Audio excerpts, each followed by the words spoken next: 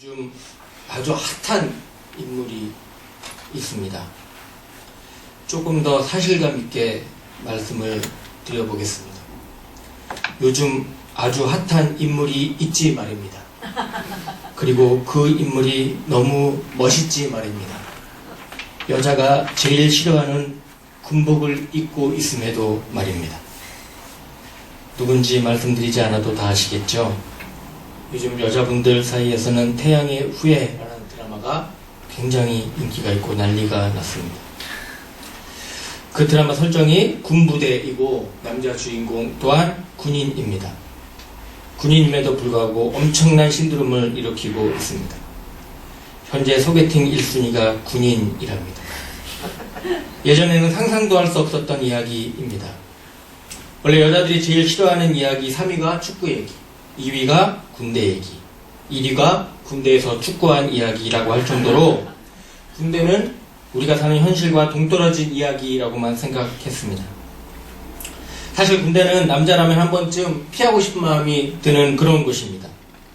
남자들이 제일 좋아하는 꿈, 제일 싫어하는 꿈이 있는데 그 꿈이 뭐냐면 제일 싫어하는 꿈은 군대에서 제대하는 꿈을 꾸었는데 깨어나 보니까 훈련소 첫날이라는 꿈이고, 제일 좋아하는 꿈은 훈련소 입대하는 꿈을 꾸었는데 깨어보니 제대하여 집이라는 것입니다. 그럼에도 요즘 군대가 많이 편해졌다고도 이야기합니다. 그런데 그래도 군대는 군대입니다. 아마 우리가 이 군대라는 곳에 대하여 어느 정도 선입견을 내려놓게 된 것은 군부대를 배경으로 하는 예능 프로그램 때문이 아닌가 생각합니다. 그 예능 프로그램을 통해서 어느 정도 우리는 군대에 대해서 좀 더 알게 되고, 그리고 그곳에서 받는 훈련에 대해서도 보게 되고 그렇습니다. 군대 하면 떠오르는 것이 훈련이라고 하는 단어입니다. 정말 군입대를 하면 다양한 훈련을 받게 됩니다. 특히 우리나라는 남과 북이 나눠져 있는 나라의 특성상 전쟁에 대비하여 그에 맞는 다양한 훈련을 하고 있습니다. 그런데 엄연히 따지면 훈련은 군대에만 있지 않습니다. 이 세상을 살아가면서 다양한 훈련과 고난을 받게 됩니다.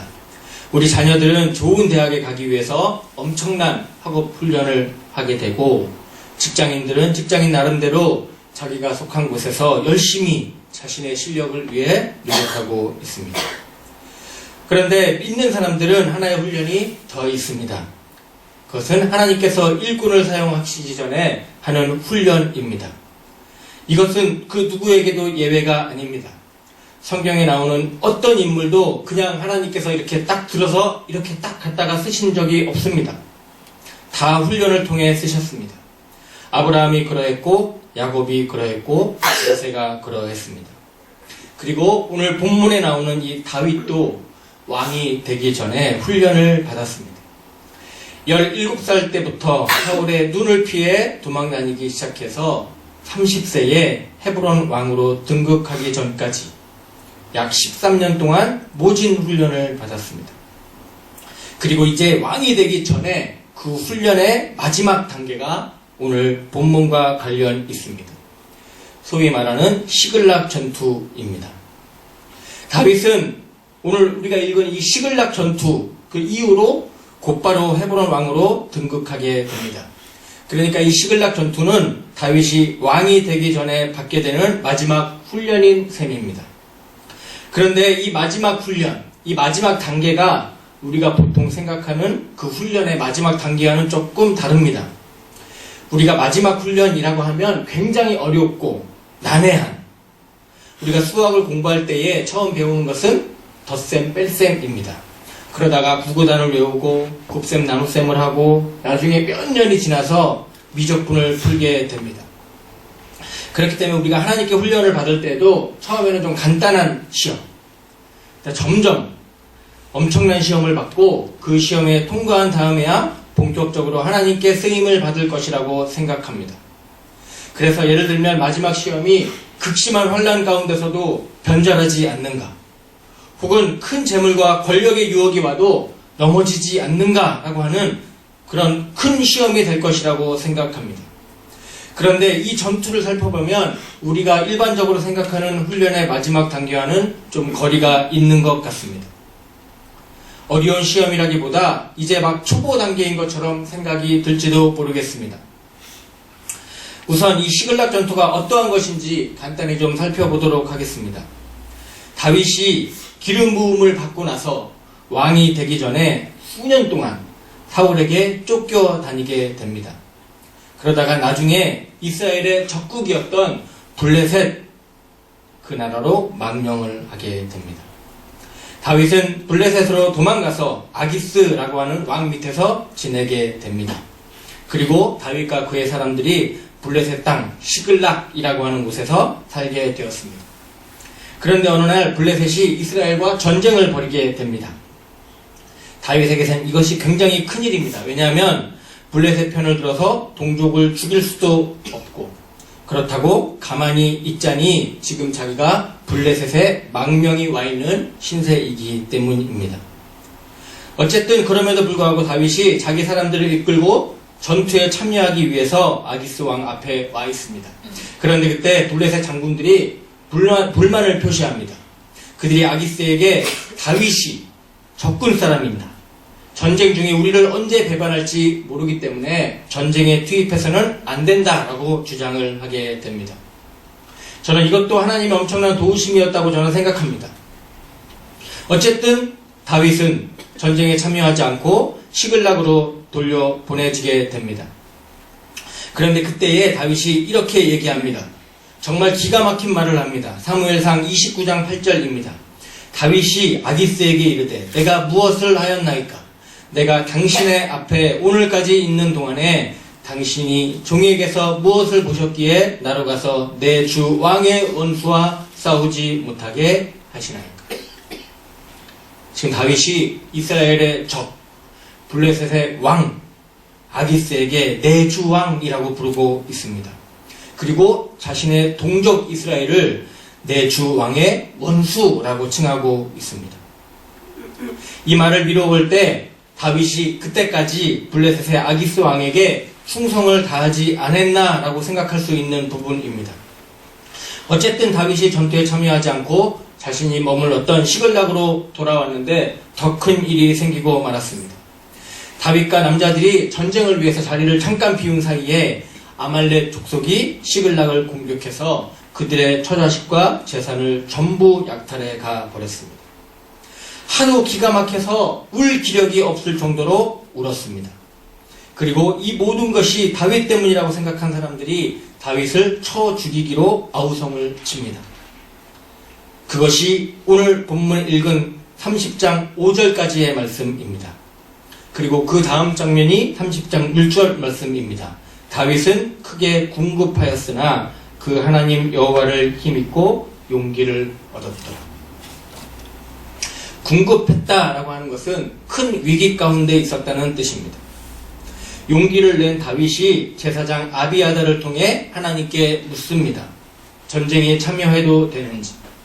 그리고 자신의 사람들 600명을 인솔하고 아말렉을 치러 나섭니다. 우여곡절 끝에 아말렉 군사들을 발견하고 그들을 완전히 괴멸시킵니다. 그리고 그때 얻은 전리품을 유다 장로들에게 선물로 보내게 됩니다. 이스라엘은 그때 블레셋과 전쟁을 치르고 있었습니다. 그런데 그런 전쟁을 하다가 사울왕, 그리고 사울왕의 아들 요나단, 아비나답, 그리고 말기수아가 한꺼번에 다 전사를 하게 됩니다. 그로 인해 다윗이 자연스럽게 헤브론의 왕으로 등극하게 되는 것이 시글락 전투의 전반적인 내용입니다. 이것이 다윗이 왕이 되기 전에 받았던 훈련의 마지막 단계입니다. 그런데 앞서 말씀드렸듯이 마지막 훈련에서 보여주는 다윗의 모습이 좀 이상합니다. 우리가 기대하는 다윗의 모습은 대단히 지혜있고 어떠한 상황에서도 굴하지 않는 반석 같은 믿음을 가진 용사로 기대하고 있습니다. 그런데 지금 다윗의 모습은 우리가 기대하는 그런 모습이 아닙니다. 나약하고 추한 모습입니다. 그런데 하나님은 이런 모습을 하고 있는 다윗을 통해서 우리에게 주시고자 하는 훈련의 내용이 있습니다. 첫째는 다윗으로 하여금 자신의 무가치함을 철저하게 깨닫게 하셨다는 것입니다. 아마 골리앗을 무너뜨린 다음에 다윗이 지금까지 살아오면서 그래도 내가 이건 남들보다 낫다 라고 하는 스스로 자부해오던 것들이 이 사건을 통해서 철저하게 깨어지게 됩니다. 우선 다윗은 자신에게 믿음과 용기가 있다고 자부했을 것입니다. 다윗이 누구입니까? 물맷돌로 골리앗을 쓰러뜨린 사람입니다. 이스라엘 군사들 중에 그 누구도 골리앗 앞에 나서지 못했을 때 당당하게 앞에 나서서 골리앗의 목을 베었던 그 사람입니다. 그런 일이 가능했던 이유는 그에게 믿음이 있었기 때문입니다. 골리앗은 엄청난 장수, 괴물 같은 사람이었고 다윗은 어린 소년이었지만 다윗은 믿음으로 골리앗을 이겼습니다. 그런데 지금 본문에서 보여주는 다윗의 모습은 사울이 두려워서 적군의 땅으로 숨어 들어가 있는 모습입니다. 더구나 그 나라는 자신이 큰 소리치며 죽였던 골리앗의 조국 블레셋입니다. 그리고 블레셋의 왕 아기스 밑에서 그에게 충성을 바치며 겨우 목숨을 유지하는 신세가 되어 있습니다. 이 모습을 보고 과연 믿음이 있다고 말할 수 있을까요? 용기가 있다고 말할 수 있을까요? 다윗의 또 다른 자랑은 자신에게 사람들을 이끄는 힘이 있다고 하는 것이었습니다. 그는 비록 사울 왕에게 쫓기는 몸이었지만 사람들은 그에게 몰려와서 그의 수하에 많은 사람들이 들어왔습니다. 사무엘상 22장 2절에 보면 환난당한 모든 자와 빚진 자와 마음이 원통한 자가 다 그에게로 모였고 그는 그 장관이 되었는데 그와 함께한 자가 400명가량이었더라 고 말씀하고 있습니다. 다윗은 자신의 사람들에게서 인기가 있었고 지도자로서의 역량을 가지고 있다고 생각했을 것입니다. 그런데 오늘 본문의 상황은 그와 정반대입니다. 자신과 함께 있던 자들, 다윗과 모든 생사고락을 함께 했던 바로 그 사람들이 다윗을 돌로 치려고 하고 있습니다. 성경에 보면 그때는 다윗 편에 선자가 한 사람도 없었다고 말씀하고 있습니다. 또 다윗은 대단히 경건했던 사람입니다. 그런데 지금 다윗은 하나님의 백성을 향해 칼을 빼려고 하고 있습니다. 자신의 동족을 누구보다 사랑했고 자신의 민족에 대해 자부심이 강했던 사람, 그러한 사람이 지금은 블레셋 왕에게 빌붙어 살고 있고 자신의 동족을 향해 내 주의 원수라고 부르고 있습니다. 다윗은 지금 다 깨져 있습니다. 자신이 스스로에 대해 그럴듯하다고 생각하며 살아왔던 그 모든 것들이 한꺼번에 우르르 무너져 내린 것입니다. 그리고 자신의 원래의 모습이 어떠한 것이라는 것이 하나님과 자신과 다른 모든 사람들 앞에서 적나라하게 드러나는 것입니다. 세상적으로 보면 이러한 사람을 왕으로 세우는 것은 굉장히 무모한 일입니다. 사람으로 생각하면 매국노 중에 매국노입니다. 하지만 바로 그때에 하나님은 다윗을 왕으로 세우십니다. 궁급한 그때에 하나님과 다윗이 이런 대화를 하지 않았을까 상상합니다. 하나님이 묻습니다. 다윗아, 내가 경건하냐? 아닙니다, 하나님. 나는 경건하지 않습니다. 다윗아, 내가 믿음이 있느냐? 아닙니다. 내게는 믿음이 조금도 없습니다. 내가 용기가 있느냐? 아닙니다. 저는 겁쟁이입니다. 다윗아, 내가 사람들에게 인기가 있느냐? 아닙니다. 하나님이 사람들을 제게 붙여주시지 않는 이상 저는 외톨이일 수밖에 없습니다. 그럼 이제 정말 그 모든 것을 깨달았느냐? 예, 하나님, 깨달았습니다. 정말 골수에 사무치도록 깨달았느냐? 예, 하나님, 정말 골수에 사무치도록 깨달았습니다. 이제 다시는 잊지 않겠습니다. 나는 정말 아무것도 아닙니다. 모든 것이 다 하나님의 은혜입니다. 그래 좋다. 이제 마지막 훈련은 끝이 났다. 네가 이스라엘의 왕이다. 여러분, 이 같은 원리는 우리들의 삶에서도 마찬가지입니다. 우리는 지금 하나님의 일꾼으로 사용되기 위해 훈련을 받고 있습니다. 그런데 좀 이상합니다. 작년보다 좀 금년이 좀 그럴듯해야 하고 어제보다 오늘이 좀 더 나아져야 할 텐데 어떻게 보면 우리는 시간이 지날수록 더 자신감이 없어져 가는 것 같습니다. 시간이 갈수록 옛날에는 나 자신도 알지 못했던 나의 추한 모습이 자꾸 드러나는 것 같습니다. 그런데 여러분, 그것을 전혀 이상하게 생각하실 필요가 없습니다. 그게 바로 하나님의 훈련이기 때문입니다. 하나님의 일은 하나님이 하십니다. 우리는 다만 성령께서 역사하시는 통로일 뿐입니다. 내가 하나님의 역사가 되려면 내가 죽어야 합니다. 다윗이 하나님의 일을 한 것이 훈련 기간 중에 뭔가를 많이 배웠기 때문이 아닙니다. 그 훈련 기간 동안에 어떠한 군사 지식을 배우고 행정학을 배우고 경제학을 배워서가 아닙니다. 그는 다만 하나님 앞에서 자신이 얼마나 무가치한 자인가, 그것 하나, 몸서리 쳐질 정도로 그것 하나 철저하게 배운 것입니다. 그거 배우고 그거 고백하니까 하나님께서 그를 통해 역사하신 것입니다. 나중에 다윗이 왕이 되고 난 후에 이렇게 고백합니다. 사무엘하 7장 18절 말씀입니다. 다윗 왕이 여호와 앞에 들어가 앉아서 가로되 주 여호와여, 나는 누구오며 내 집은 무엇인가인데 나로 이에 이르게 하셨나이까. 이 고백은 자신이 자격이 없다는 것을 누구보다 잘 알고 있다는 것입니다.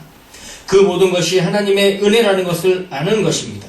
그래서 그는 평생 하나님의 은혜만을 의지하며 살기로 다짐합니다. 무엇을 통해 그렇게 되었습니까? 그를 깨트리는 하나님의 훈련에 의해 그렇게 된 것입니다. 두 번째 훈련의 내용은 다윗 자신이 그렇게 무가치함에도 불구하고 하나님은 너를 돕는 분이다 라고 하는 것을 가르쳐주고 있습니다. 오늘 본문에 보면, 본문 마지막에 보면 다윗을 따르던 사람들이 다윗을 죽이려고 합니다. 아마 이에 대해 다윗은 억울할 것이 없습니다. 왜냐하면 다 다윗 자신의 잘못이기 때문입니다. 블레셋에 온 것도 잘못이고 블레셋 왕에게 충성을 맹세한 것도 잘못이고 동정을 치려 전쟁을 하려고 한 것도 잘못이고 지금 자신을 믿고 따라온 모든 사람들까지 그로 인해 포로로 잡혀갔기 때문입니다. 보통 사람이 이런 경우를 만난다면 아마 거의 대부분 내가 스스로 목숨을 끊어야겠다 생각할지도 모르겠습니다. 아무리 주위에서 용기를 주려고 해도 스스로가 가지고 있는 죄책감 때문에 다시 일어설 용기가 나지 않을 것입니다. 그런데 다윗은 여기서 여호와 하나님을 힘입고 용기를 얻었다라고 말씀하고 있습니다. 여호와를 힘입고 라고 하는 부분을 히브리어 원문으로 보면 하나님 안에서 힘을 얻었다라고 하는 말입니다.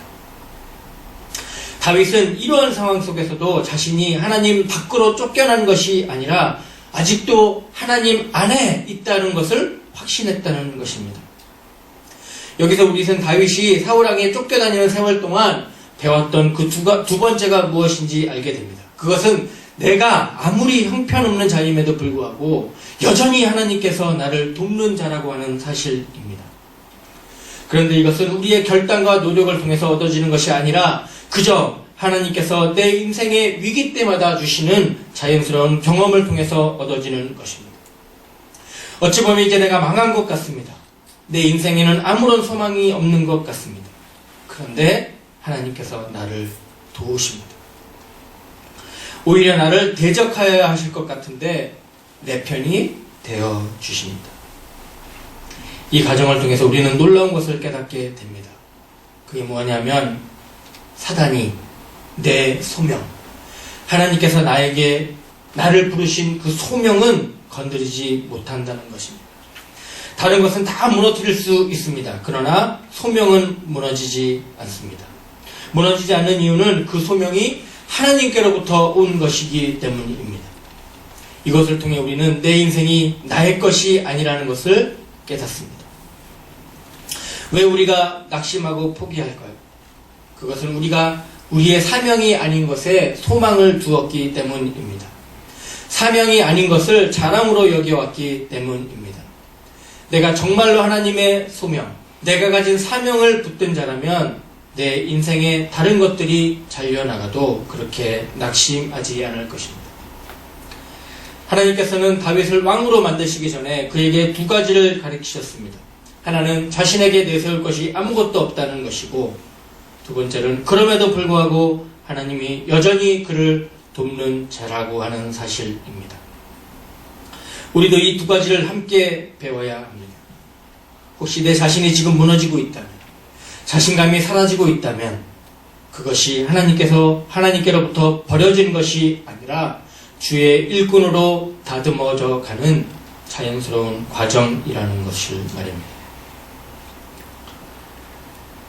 내가 가진 나의 뭔가를 내세워서 하나님의 일을 할 수 없음을 몸서리쳐질 정도로 철저하게 깨달아야 합니다. 하나님께서 내가 가진 것을 사용은 하시지만 그것을 내가 움켜쥐고 있을 필요는 없습니다. 그것을 사용해야 하는 것입니다. 비록 나는 아무것도 아니지만 내게 소명을 주시고 그것을 이루시는 분이 하나님이라는 것을 배워야 합니다. 예전에 유행했던 유행가 가사 중에 이런 가사가 있습니다. 내 인생은 나의 것, 내 인생은 나의 것, 그냥 나에게 맡겨주세요. 어찌 보면 이것이 진리인 것 같습니다. 맞습니다. 내 인생의 주인공은 그 누구도 아닌 바로 나 자신입니다. 세상은 그렇게 우리에게 말합니다. 세상에 떠드는 것이 진리인 것 같습니다. 그만큼 세상은 강합니다. 세상은 강하고 그들 뒤에 있는 마귀는 더 강합니다. 그런데 아닙니다. 틀렸습니다. 내 인생의 주인공은 내가 아닙니다. 내 인생의 주인공은 하나님이십니다. 내가 아직도 내 것을 붙들고 있는 한 우리는 결코 세상을 이길 수 없습니다. 그러나 내가 죽을 때, 내가 아낌없이 죽을 때, 그래서 썩어서 미랄이 되었을 때, 그래서 내가 온전히 예수 그리스도의 십자가를 의지하는 자로 거듭날 때에 세상은 결코 우리를 이기지 못하게 될 것입니다. 내가 죽어가는 훈련은 굉장히 혹독하고 무섭습니다. 그러나 하나님이 우리에게 주시는 그 훈련을 마치게 되는 날, 우리는 하나님의 손에 들린 어마어마한 무서운 병기가 되어 있을 것입니다. 이제 말씀을 마치겠습니다. 하나님은 우리를 군사로 부르셨습니다. 따라서 우리에게는 훈련이 필요합니다. 누구도 피할 수 없습니다. 그리고 이 훈련이 다윗의 인생의 마지막 훈련은 아닙니다. 왜냐하면 왕이 된 후에도 훈련은 계속되었기 때문입니다. 그리고 여전히 넘어질 때도 있고 그것을 이겨낼 때도 있습니다. 그러나 다윗이 변하지 아니했던 것 한 가지, 그것은 어느 때든지 하나님께 엎드렸다고 하는 것입니다. 우리도 예외일 수 없습니다. 어떠한 모습이로든 우리는 훈련을 받게 될 것입니다. 그러할 때 우리도 다윗처럼 하나님 앞에 엎드려서 우리의 한계를 인정하고, 그럼에도 불구하고 여전히 우리와 함께 하시는 하나님을 바라보아야 합니다. 그리고 하나님이 하시는 일을 기대하여야 합니다. 우리들 각자에게 주어진 이 훈련의 기간을 잘 견디고 잘 이겨내서 남은 인생 동안 하나님께 쓰임받고 하나님께 큰 영광을 돌리는 저와 여러분이 되시기를 간절히 바랍니다.